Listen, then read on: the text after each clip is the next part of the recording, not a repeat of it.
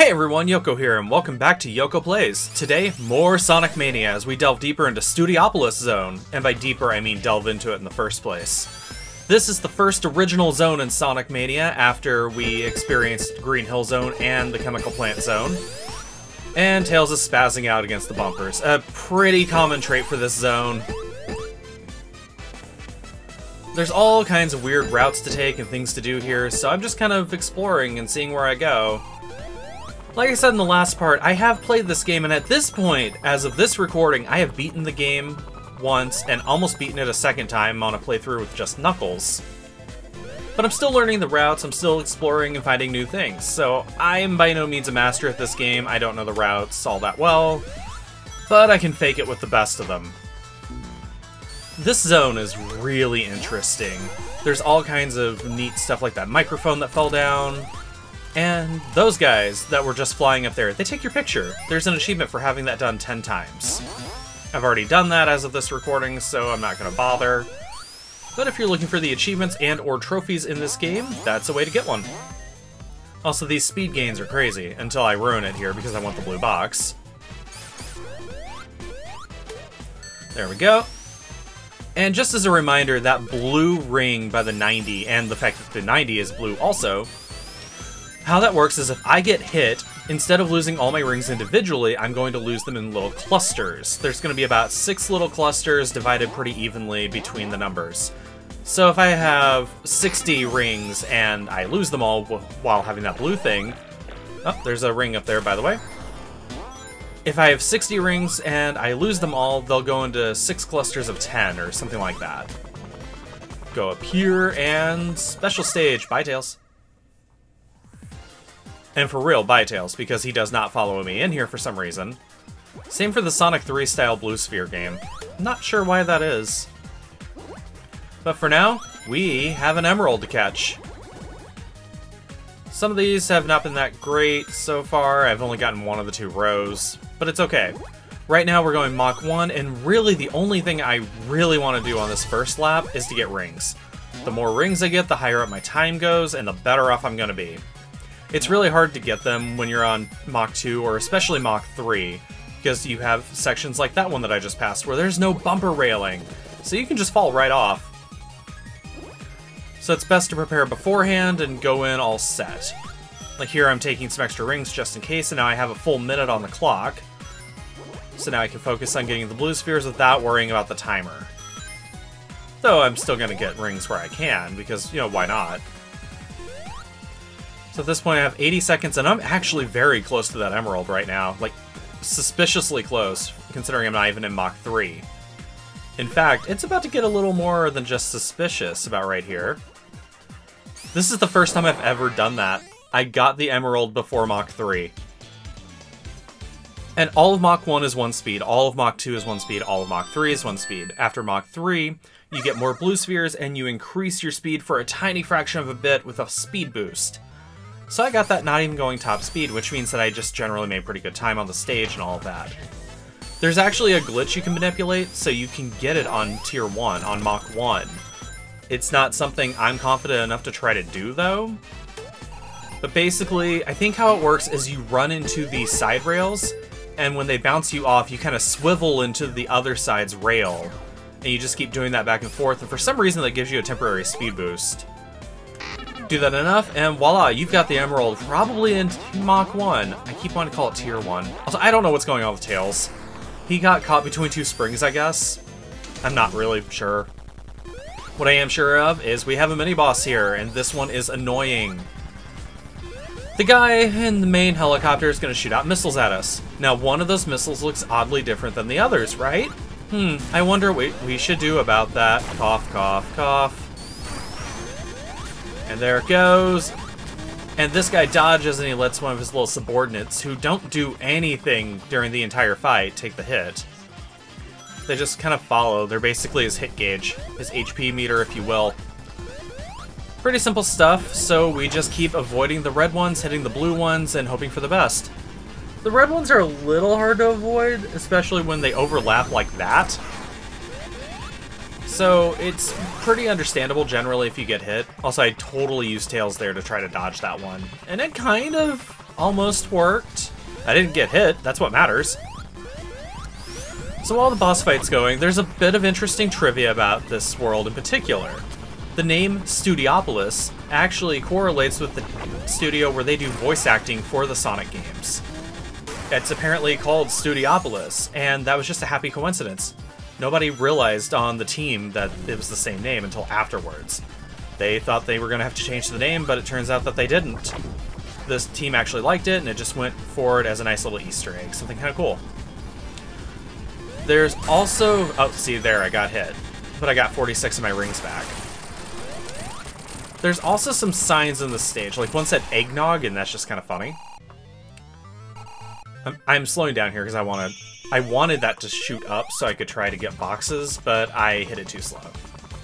And now I'm just zooming around at the speed of sound. There's another sign, and I cannot remember what it says off the top of my head, but it's a reference to Sonic 1. In Starlight? No, not Starlight. Spring Yard Zone. In Spring Yard Zone, there's a sign that has the exact same words on it. If I catch it as we're going through the act, I'll interrupt whatever I'm saying and point it out. But right now, I just cannot remember what it is. It's actually going to bother me. Although, it seems like Act 1 is the act with all the signs. Act 2 might not actually have any. I guess we'll find out as we go together. Can't go up there, so let's go, Tails! Ride! And by Tails, I mean the spring and that. But hey, rings. There we go. Okay, got up here, grab that. Carefully now, make my way across here. And we made it to up here. You know, for better or worse. It doesn't really matter. Yeah, I'm not seeing any... oh, there's one that says applause. So we're inside an actual studio right now, which means that we're not outside, so there's not going to be as many signs. So I guess we'll just have to do it without finding out about that. That's alright. Also, I totally missed a little alcove there. I don't know what's inside it. And we're not going to find out, because I'm going to cheat and have Tails take me up here. Egg TV. Worst channel ever, Eggman. Worst channel ever. You can flip the signs and get messages, but I did not do that. So if you want to find out what those messages say, or the sign I'm talking about that was in Sonic 1, you're just going to have to play Sonic Mania, or back up this part for the sign, I guess, because Act 1 will probably have it somewhere. But, you know, I'm in the middle of commentating. We're not going to do that right now. There we go. Extra life get. I'm at 10 lives now. Not that I'll need most of them, honestly, but it's nice to have them. On my first playthrough, I ended up with like 48, 49 lives, something like that. So, extra lives aplenty. And we're going in the spinner. Those TVs just turned into Eggman's face and laughed at us. That's rude. Go away, Eggman. No one cares. Carefully up here. And I guess Tails is getting stuck again. Like I said, that's kind of his thing in this act. Or in this entire zone, rather. He gets stuck. A lot. Now, again, I'm going to use Tails to get me up here. If you're just playing as Sonic by himself, you're not going to be able to do some of this stuff, but I want to explore. Now, I have not played this as just Tails, and I have not played it as just Sonic. I imagine, but am not... oh, there we go. That checkerboard said Sega on it, so that's fun. I would imagine... oh, okay. Sorry, I'm interrupting myself. On the checkerboard, they have initials after where it says Sega, and those initials stand for the 3 teams that help make this game. Like CW is Christian Whitehead, and I can't remember the other 2 right off the top of my head.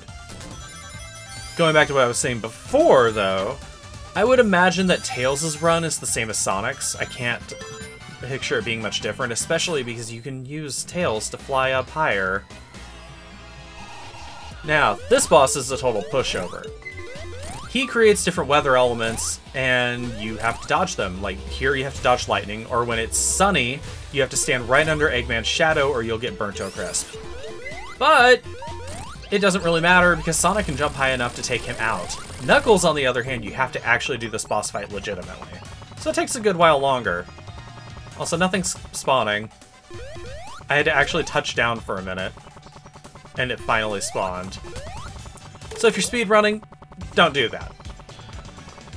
Speaking of doing things, let's go ahead and do one more act before the end of this part. Otherwise, this will be a pretty short part. They seem to take about 5 minutes if you don't do much extra stuff. Oh look, Flying Battery returns. It's even on the news channel that it returns. So welcome to Flying Battery Zone from Sonic & Knuckles, or Sonic 3 & Knuckles if you prefer. It starts out the same as ever, which means I know there's loot up top because I played way too much Sonic & Knuckles as a kid.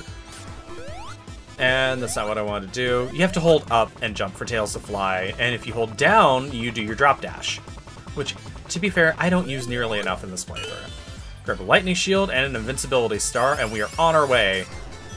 Things are going to be kind of samey for a little bit, and then this zone becomes something completely different. And I like that, and I don't at the same time. I miss the familiarity of the old zones, but it's really nice that even when they brought back a zone, it's got something new to offer. It's not the same old thing, so it's not lazy. It does use assets, yes, and music, of course, even though they have remixed the music. It's not the original songs. But it's nice to see.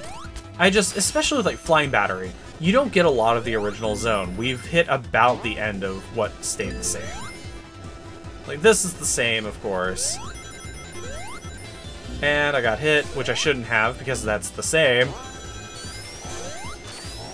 And we're in stuff that's new now, I believe. I know the light...